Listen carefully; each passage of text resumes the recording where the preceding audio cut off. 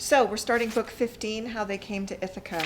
Now, if you'll remember, we haven't seen Telemachus in a while. We left him in book 4 on Sparta at Menelaus' house, having heard all of the details about his father and that he was on Calypso's island and that there's the possibility that he might still be alive, and also how great he was and Odysseus was and how awesome he was and how like Telemachus, how Telemachus looks just like him. So all kinds of great things were happening. We also know that right now Odysseus is back on Ithaca at Eumaeus's hut, the swineherd, faithful swineherd of Odysseus, who has remained faithful even in his absence. But what's really cool is structurally now the bard has to take us back to Sparta.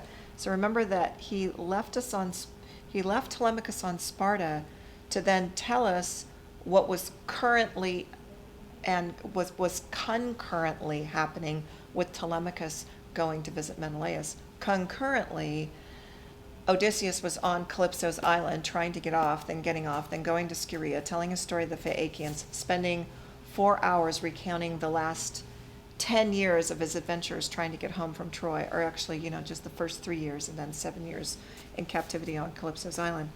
But so we've had all that time, and then Odysseus is back on Ithaca, is spending the night at the swineherd's house, and now concurrently again, we're back on Sparta, and we're going to see Athena rouse Telemachus from his kind of almost sleep slumber. She's going to visit him, as it says, as herself. Athena goes to his bedside, and we don't really know. Scholars are debating on whether she actually visited him undisguised, like for the very first time, or if she kind of came to him as a visitation, kind of like as a dream. But anyway, I'll let you decide, because the scholars have been talking about this for hundreds of years. So, page 267, here we go. South into Lacedaemon, that's where Sparta is, into the land where greens are wide for dancing, Athena went to put in mind of home her great-hearted hero's honored son, rousing him to return. And there she found him with Nestor's lad in the late night at rest under the portico of Menelaus, the famous king. Stilled by the power of slumber, the son of Nestor lay, but honeyed sleep had not yet taken in her arms Telemachus. All through the starlit night, with open eyes, he pondered what he had heard about his father, until at his bedside, gray-eyed Athena towered and said, "The brave thing now, Telemachus, would be to end this journey far from home. All that you own you left behind with men so lost to honor in your house, they may devour it all, shared out among them. How will your journey save you then?" In other words, what's the point of taking this journey, but then staying so long that you leave behind all of your goods unguarded to lose them all anyway? So it's time to start thinking about getting home. Go quickly, this is still Athena, go quickly to the lord of the great war cry, Menelaus, press him to send you back. You may yet find the queen your mother in her rooms alone. It seems her father and her kinsmen say Eurymachus is the man for her to marry. He has outdone the suitors all the rest in gifts to her and made his pledges double. Check him, or he will have your lands and chattels in spite of you. Now Eurymachus is one of the ringleaders of the suitors. It's Eurymachus and Antinous. But apparently, while in Telemachus' absence, Eurymachus has won favor from Penelope's father to marry her. And Eurymachus is the one who is leading up the plot to murder Telemachus. You know a woman's pride at bringing riches to the man she marries. As to her girlhood husband, her first children, he is forgotten, being dead, and they no longer worry her. We're not going to worry about those lines. So act alone, go back, and trust your riches to the servant worthiest in your eyes, until the gods make known what beauty you yourself shall marry. This too I have to tell you. Now take heed. The suitors' ringleaders are hot for murder, waiting in the channel between Ithaca and Same's rocky side. They mean to kill you before you can set foot ashore. I doubt they'll bring it off. Dark earth instead. Make take to her cold bed a few brave suitors who preyed upon your cattle. So now she's saying, hey, by the way, the suitors are lying in wait for when you come back to kill you. So this is what she says: bear well out in your good ship to eastward of the islands and sail again by night. Someone immortal who cares for you will make a fair wind blow. Touch at the first beach. Go ashore and send your ship and crew around to port by sea while you go inland to the forester. Go to Eumaeus, because he's called, he's in charge of the woodland. He's also called the forester, and he's also called the swineherd. Your old friend, loyal keeper of the swine. So she says, when you go back to Ithaca, have your men go around to the one side, and you leave your men and go straight to the swineherd's hut. So that's where Odysseus is going to be. Remain that night with him. Send him to town to tell your watchful mother Penelope that you are back from Pylos safe and sound. So wait one night with him there, then go to Penelope. With this, Athena left him for Olympus. He swung his foot across and gave a kick and said to the son of Nestor, open your eyes, Pisistratus, get our team into harness. We have a long day's journey. Nestor's son turned over and answered him, it is still night and no moon. Can we drive now? Drive, meaning drive their chariot with their horses. I don't mean like this, like drive. I mean like, which, We cannot. We cannot. Itch as we may for the road home. Dawn is near. Allow the captain of spearmen, Menelaus, time to pack our car with gifts and time to speak a gracious word sending us off. Menelaus has a lot of epithets. Captain of the spearmen, lord of the great war cry. It's kind of cool. A guest remembers all his days, that host who makes provision for him kindly. The dawn soon took her throne of gold, and Lord Menelaus, clarion in battle, there's another epithet, rose from where he lay beside the beauty of Helen with her shining hair. He strode into the hall nearby. Hearing him come, listen to this description of Telemachus. It's so beautiful. Oh, my heart. Odysseus' son pulled on his snowy tunic over the skin, gathered his long cape about his breadth of shoulder like a captain, the heir of King Odysseus. Oh my gosh, the descriptions of him pulling on his tunic are just getting better and better and more descriptive. Look at this, his snowy tunic over the skin, gathered his long, think about it, a long cape, the breadth of shoulder, and he's called like a captain, hit Odysseus' heir. At the door he stood and said, Lord Marshal Menelaus, send me home now to my own dear country. Longing has come upon me to go home. The Lord of the great war cry said at once, if you are longing to go home, Telemachus, I would not keep you for the world, not I. I think myself or any other host as ill-mannered for over-friendliness as for hostility. Top of 270. Measure is best in everything. To send a guest packing or cling to him when he's in haste, one sin equals the other. Good entertaining ends with no detaining. Only let me load your car with gifts, and fine ones you shall see.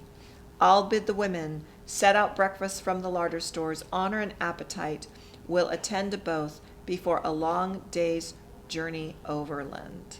Okay, or overland. All right, so the rest of page 270 and 271 describes all the gifts that Telemachus is going to get. And Helen is going to make him a bridal gown for his bride that he chooses. It's going to be just this stunning piece. Bottom of 271. So she bestowed it, and happily he took it. These fine things Pisistratus packed well in the wicker carrier, admiring every one of them. Then Menelaus led the two guests in to take their seats on thrones and easy chairs in the great hall. Okay, now they're going to eat and drink a little something. So that's the first stanza. Now go down to 186. Farewell, my lads. Homage to Nestor, the benevolent king. In my time he was fatherly to me when the flower of Achaia warred on Troy. So in other words, give my greetings to Nestor when you see him, because he was like a father to me when we were fighting at Troy. Telemachus made this reply, no fear, but we shall bear at least as far as Nestor, your messages, great king. How I could wish to bring them home to Ithaca. If only Odysseus were there, if he could hear me tell of all the courtesy I've had from you, returning with your finery and your treasure. Even as he spoke, a beat of wings went skyward off to the right, a mountain eagle grappling a white goose in his talons, heavy prey hooked from a farmyard. Women and men at arms made hubbub, running up as he flew over, but then he wheeled hard right before the horses, a sight that made the whole crowd cheer, with hearts lifting in joy.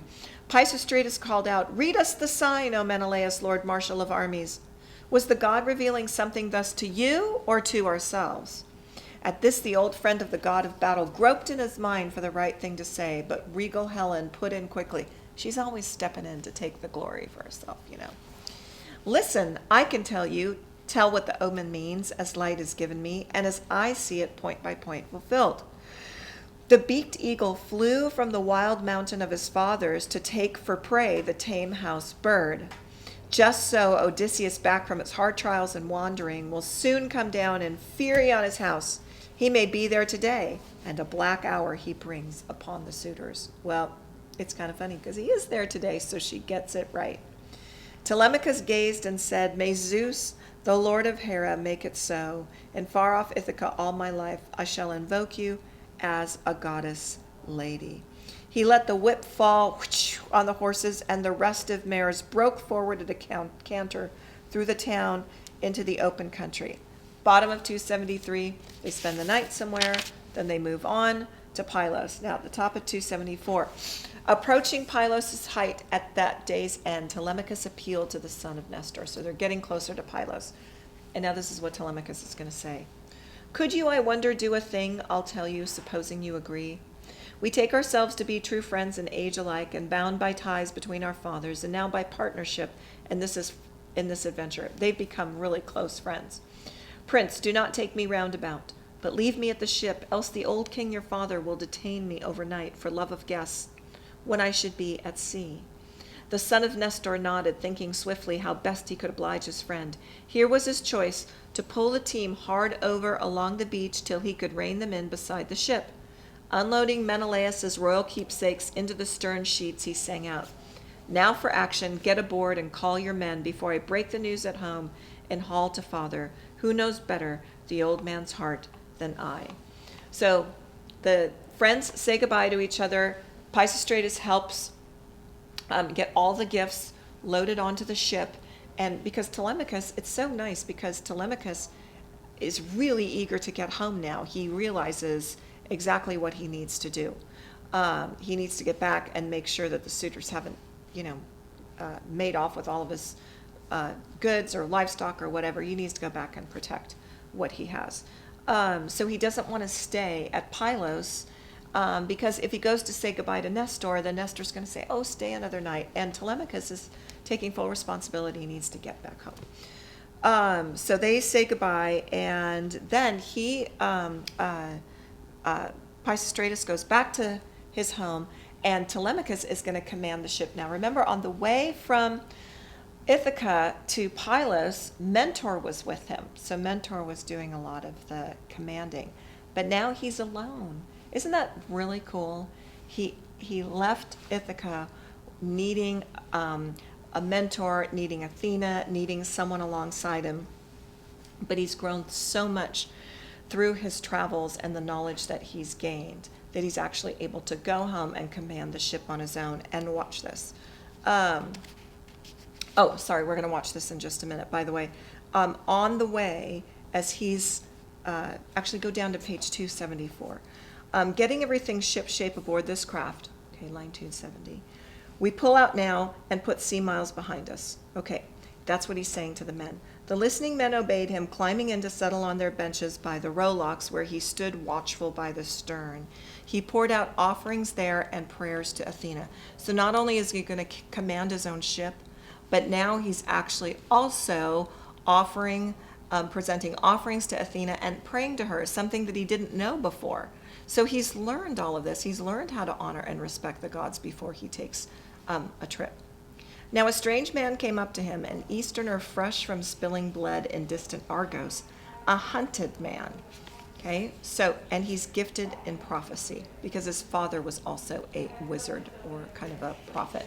So I'm going to skip 275, and I am going to skip, I'm going to go all the way over to the top of 277, okay?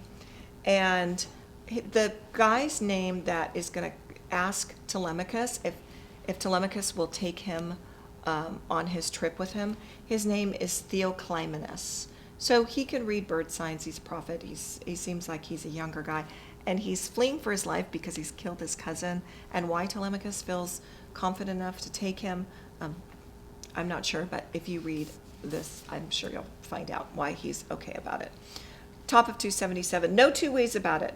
Will I pry you from our gunwale when you are desperate to get to sea? Come aboard, share what we have, and welcome. So now he's welcoming Theoclymenus. And that's going to work out fine. There's nothing to worry about here.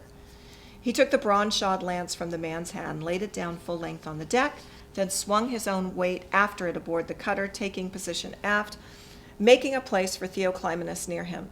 The stern lines were slacked off, and Telemachus commanded. Okay, listen to his voice as he commands his men and the ship.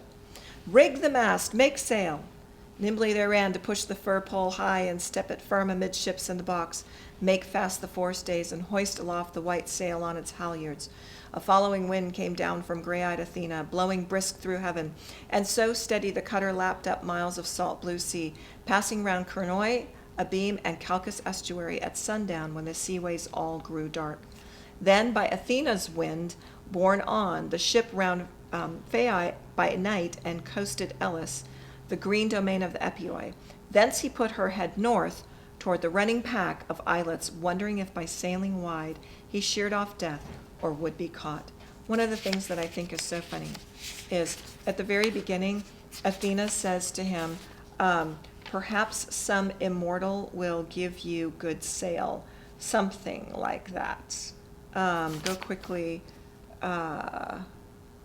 Anyway, when she tells him, anyway, I can't find it now, but I just think it's really funny.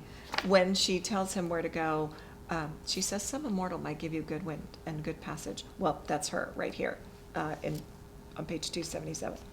Okay, so as we get to the bottom of 277, there's a scene change. Now we're back with Odysseus and Eumaeus. That night, Odysseus and the swineherd supped again with herdsmen in their mountain hut. At ease when appetite and thirst were turned away, Odysseus, while he talked, observed the swineherd to see if he were hospitable still, if yet again the man would make him stay under his roof or send him off to town. You know, Odysseus is still a man of caution. He's like, he was nice to me when we first met. Is he going to be nice to me again? Is he going to continue to offer me hospitality? So Odysseus says, listen, he said. Eumaeus, listen, lads, at daybreak I must go and try my luck around the port. I burden you too long. Direct me, put me on the road with someone. And then what Odysseus is going to say in this little stanza up here is, I'm going to go up to the queen's palace, give her news of Odysseus, because Odysseus was telling Eumaeus that Odysseus, he's like, I'm sure. Remember, he's dressed as a beggar. And he says to Eumaeus, I'm sure that Odysseus is coming back. Now, one of the things to remember here, and this is why I'm paraphrasing this at the top of 278, you can pause at any time and read these portions that I am paraphrasing, is that when I said in book 13, as we were starting that, and the second half, this is called the Ithacan half of the Odyssey, Odysseus has got to stay in disguise. He cannot let anyone know who he is. Because if Eumaeus were to find out and release the news too early, everybody would know that Odysseus was home. Odysseus knows that the suitors are trying to kill him. So he has to stay not only in disguise, but absolutely, completely in character. So he's going to say, I could go up to the palace and tell the queen, Penelope, about my news. I could do a lot of work. I will work for food. I'll work for some gifts. I know how to win gifts from people as I beg. So he's saying that he's going to do all of this. But look at the middle of 278. Now you were furious at this, Eumaeus, and answered, O my swineherd. Friend, how could this fantasy take hold of you? You dally with your life, and nothing less if you feel drawn to mingle in that company. Reckless, violent, and famous for it, out to the rim of heaven.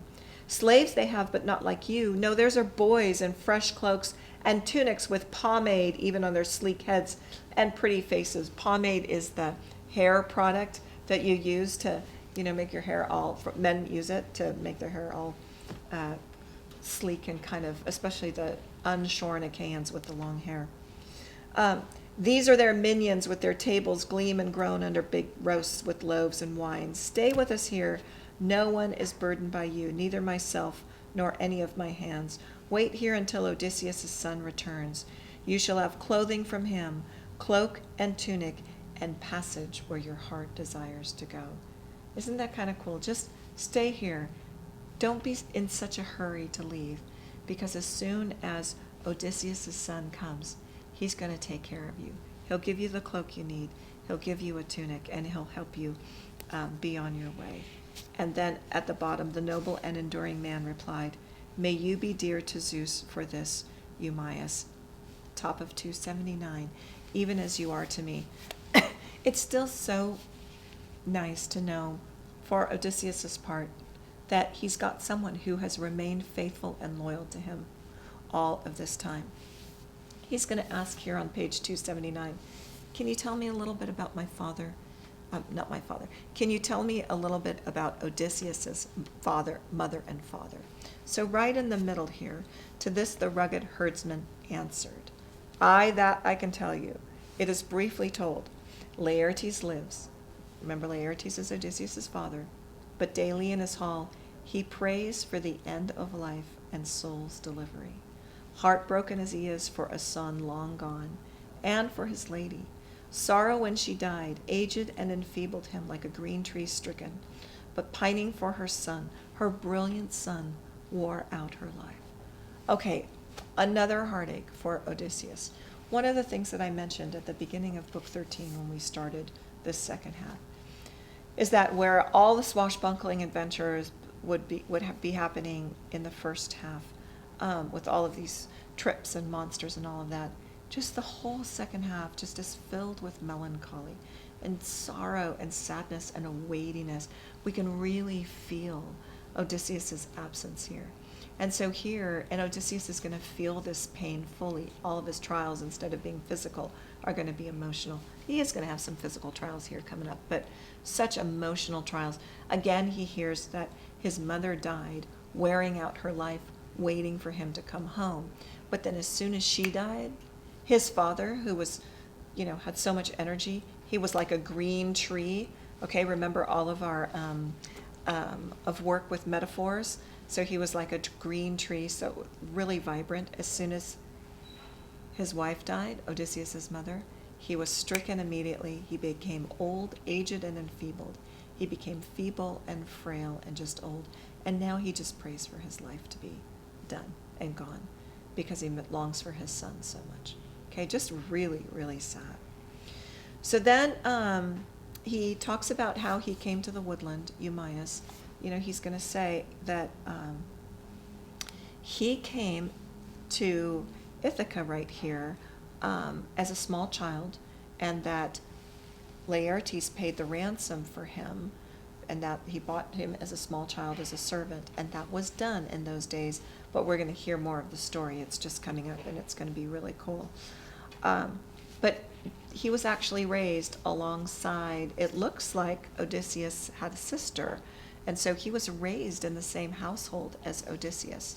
And then when he came of age, they gave him the swine to look after, and while that might not seem like much, they gave him a hut, and they gave him a herd, and they gave him a cloak and a sandals and new clothing, and they sent him on so that he actually has an important role for the family. He's still a servant, and one of the things that, I don't know if you read about in book 14, but he does say to Odysseus, when my master returns, he is going, if my master would ever return, he would give me my own home, and he would give me my own place and my own status.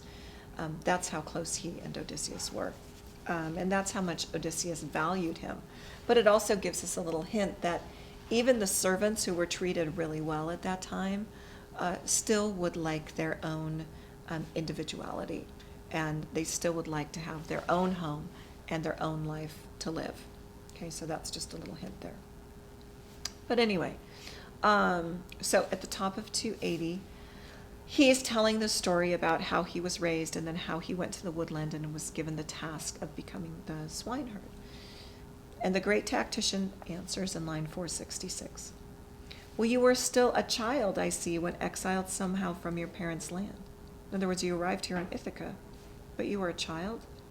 Tell me, had your city been sacked in war, the city of spacious ways in which they made their home, your father and your gentle mother? Were you kidnapped alone? Were you brought here by sea? Were you huddled with sheep in some foul pirate squadron to this landowner's hall? Because he paid your ransom, obviously. That's how you got. How did you get here, though? How else is a king going to find out what the background is of all of his servants? Probably never. And look at this really unique opportunity that Odysseus has, disguised as a beggar, being able to ask this question because they're sitting around telling stories.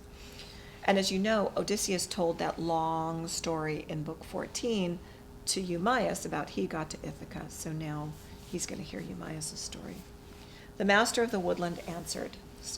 This is just so interesting.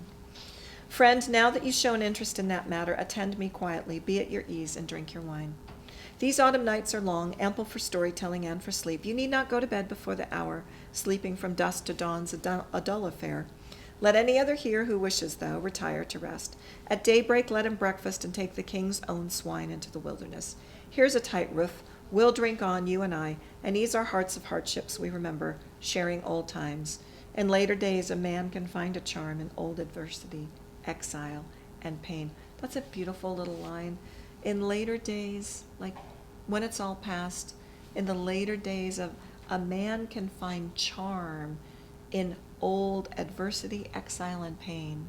In other words, if you can make it through adversity, and if you can make it through pain, and if you can make it through exile, literal or metaphorical, when you're old, there's a certain charm in retelling those stories because it makes you feel, it makes you realize that there's wisdom that comes with the experience of heartache and loss. So just a beautiful little line that he's throwing in there that's actually relevant to Odysseus as well. Okay, so now he's going to tell about his childhood. A certain island, Syria by name, you may have heard the name, lies off Ortygia due west and holds the sunsets of the year. Not very populous, but good for grazing sheep and kine, rich too in wine and grain. No dearth is ever known there. No disease wars on the folk, of ills that plague mankind. But when the townsmen reach old age, Apollo with his long bow of silver comes, and Artemis showering arrows of mild death. In other words, the land is so peaceful and beautiful, and there's no lack of anything, and there's no disease, that everybody just dies of old age there. 2 towns divide the foreign lands of that whole domain, and both were ruled by Theseus, my father, Ormenos' heir, and a great godlike man.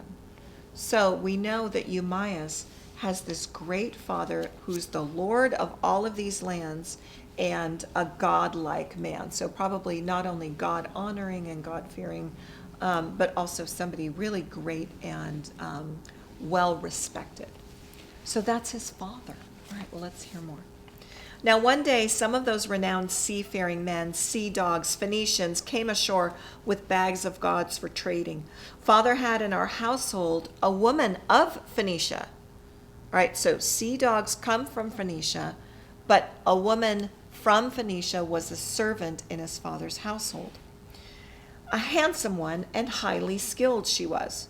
Well, she gave into the seductions of those rovers. One of them found her washing near the mooring, okay, by the water. Remember how I had said a lot of dangerous things can happen at the water, but this woman is obviously of age.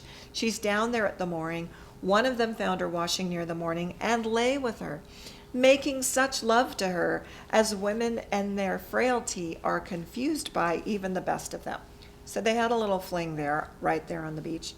In due course, then, he asked her who she was and where she hailed from. She nodded towards my father's roof and said, I am of Sidon town, smithy of bronze for all the east, Arubas Pasha's daughter. So she gives the name of her father, Arubas Pasha, and I'm the daughter. But the reason I got here, the reason I'm here from Sidon, as part of Phoenicia, is because Taphian pirates caught me in a byway and sold me into slavery overseas into this man's home. So she's been sold into slavery. So right here, Homer outlines for us in this literary narrative, this historical content, this rich history of us seeing how servants and slaves and stealing people and then ransoming them and then buying them and putting them into service in your homes was a normal thing. It was like a normal process, and pirates taking people and kidnapping them, etc. So just a really interesting side note. So she herself was sold into slavery into this man's home. You remember, Eumaeus is telling the story, and she's saying, I've been sold into Eumaeus' father's house. Okay, he could afford my ransom. The sailor who had lain with her replied, why not ship out with us on the run homeward and see your father's high-roofed hall again? Your father and your mother, still in Sidon and still rich, they are said to be. She answered, it could be done that. If you sailors take oath, I'll be given passage home unharmed. Absolutely. As long as you can promise me you won't hurt me. Well, soon she had them swearing it all pat as she desired, repeating every syllable, whereupon she warned them, not a word about our meeting here. Never call out to me when any of you see me in the lane. I'm on page 282. Or at the well, some visitor might bear tales to the old man. If he guessed the truth, I'd be chained up. Your lives would be in peril. No, keep it secret. Hurry with your peddling, and when your hold is filled with livestock, send a message to me at the manor hall. Gold I'll bring, whatever comes to hand, and something else too as my passage fee. The master's child, my charge, a boy so high, bright for his age. He runs with me on errands. I take him with me happily. His price would be I know not what in sail abroad. So I'm going to bring gold. I'm going to steal a bunch of stuff and bring it on the ship with you.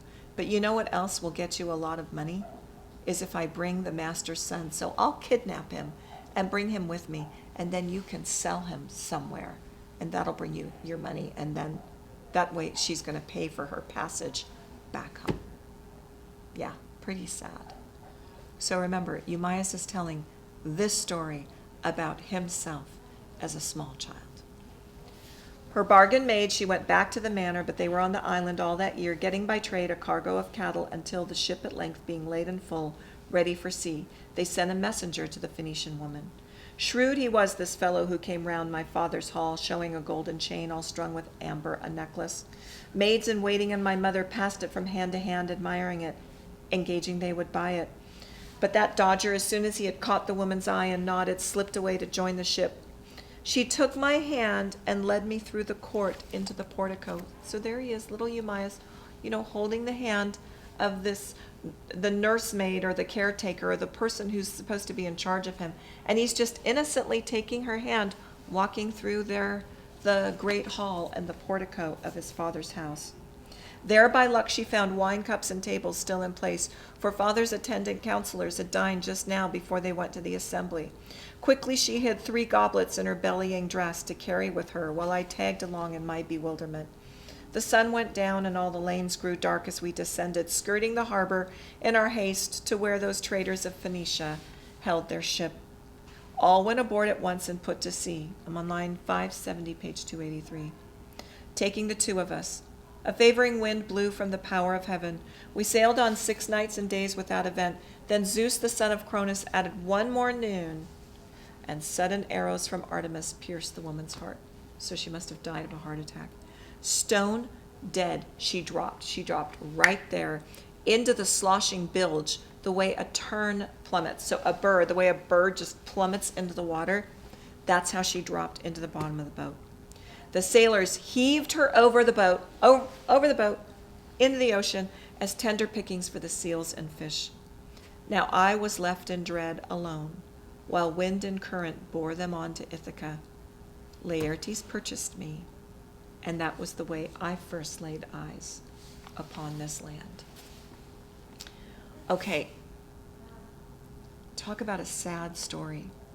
This poor child kidnapped, and we get the details, and he remembers just that sad, sad story. But I want to tell you something about this. This is really pretty incredible here. As melancholy as this is, something powerful is at work here, and it's just a beautiful way. There's no other story of Eumaeus, Odysseus, a swineherd, anywhere. So Homer wrote this into the story. So whether there really was a Eumaeus that existed, back when Odysseus was alive, I don't know. And scholars don't really know. What we know is that in the same way people recreate stories today and recreate movies and add more details in and kind of make them up. Whether Eumaeus was a real character or a made-up character, here's the key. Here's the point of Eumaeus as the swineherd, as a character in this story. He is the son of a great man, possibly if his father was a king or just a lord. You know, he's royalty.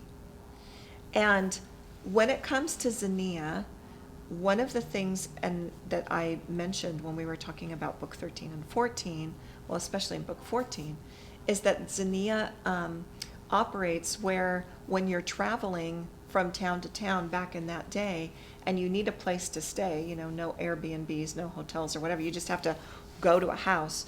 You always go to the house of your same socioeconomic status. So if you are royalty, you go to the palace or to the house of some lord or great man that you would, you know, like a manor or a big hall or something.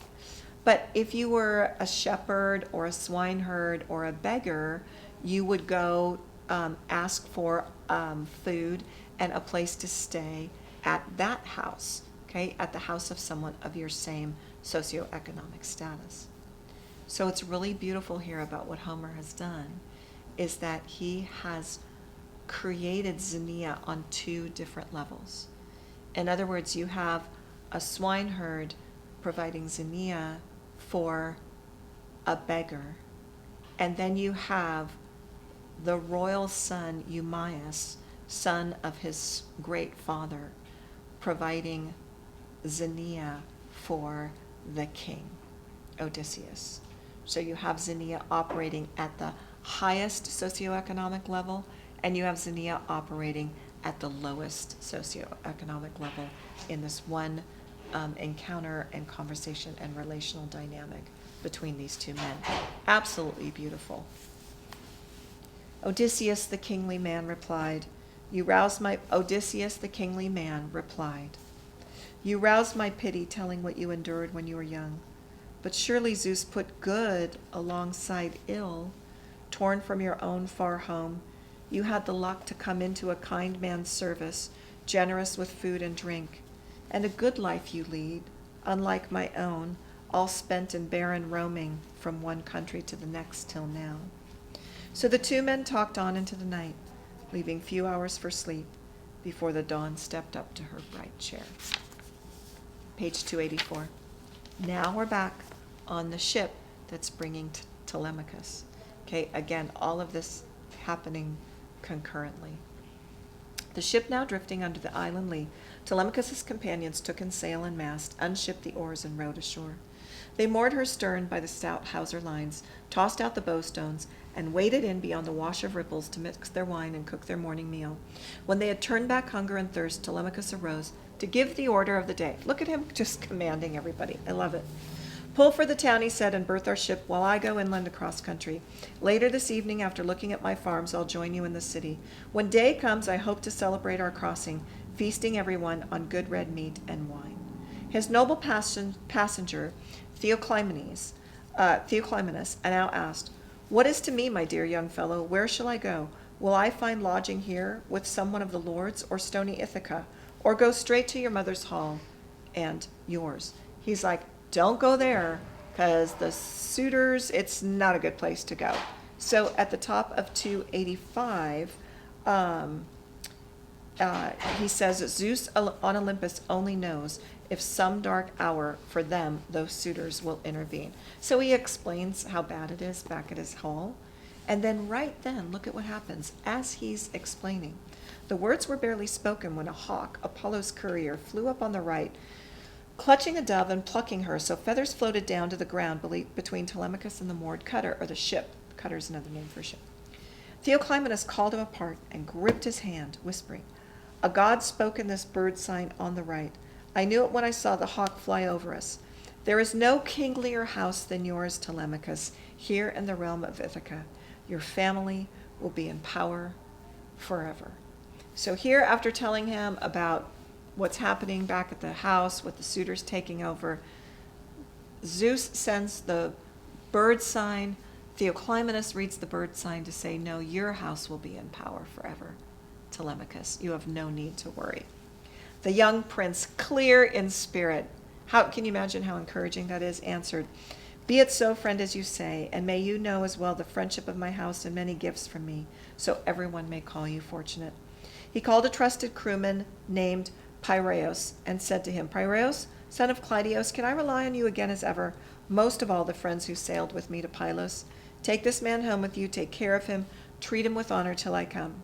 To this Piraeus, the good spearman, answered, Aye, stay in the wild country while you will. I shall be looking after him. Telemachus, he will not lack good lodging. Top of 286. Down to the ship he turned and boarded her and called the others to cast off the stern lines and come aboard. So men climbed in to sit beside the rowlocks. Telemachus now tied his sandals on and lifted his tough spear from the ship's deck. Hawsers were taken in, and they shoved off to reach the town by way of the open sea, as he commanded them. Royal Odysseus's own dear son, Telemachus.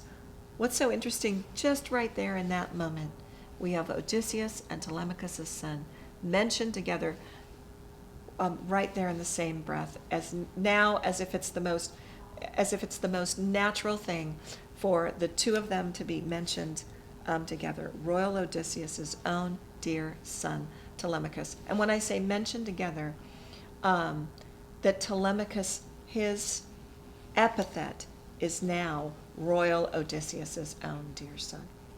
On foot and swiftly he went up toward the stockade where swine were penned in hundreds, and at night the guardian of the swine, the forester, slept under arms on duty for his masters. He's gone to the swineherd's house, he's going to Eumaeus' house, and he has no idea who he's going to meet there. And it's really cool because at the very end, when it says, at night the guardian of the swine, the forester, slept under arms on duty for his masters, Odysseus and Telemachus, even though he doesn't know Telemachus is coming back, and the beggar is actually Odysseus. And then we're going to get to Book 16, Father and Son, and the reunion.